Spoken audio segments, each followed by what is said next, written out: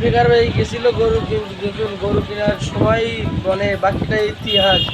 ভিডিওটা না দেখলে আপনি বুঝতেই পারবেন না, ভিডিওটা দেখুন সব ইতিহাস। জুলফিকার ভাই গেছিল কোরবানির জন্য গরু কিনতে, লাল ডানা সাদাটা দেখুন।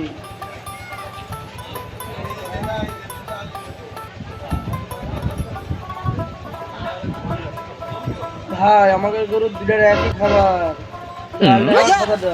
আসসালামু আলাইকুম। যে সময় লাল ডানা সাদাটা করতে হয় সাদা ডানা লাল ডানা, দুটোর দামই আসলাম দেখি আপনার গরুগুলা। হ্যাঁ, গরু তো আছেন দুইটা, একটা মনে করো সেই বউ বিবাহ সেবার দেখো।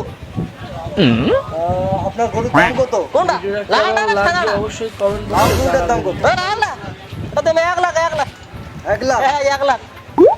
আর সাদাটার? ওই সাদাটা ওটার দাম 1 লাখ। কি বলবেন কি দেও রে, একই গরু, বাড়ি গরু তো বুঝছেন একই। জুলফিকার ভাই মানে এটা দেখি চাঙ্গু না হবা। গরুকে কি খাওয়ান? কোনটা লালটা না সাদাটা? সাদাটা?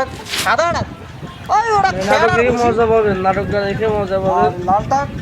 সামনে লালটা? আরো সুন্দর নাটক ওটা আসছে, খেয়ার বুঝি ভাই। দেখতে চোখ রাখবেন।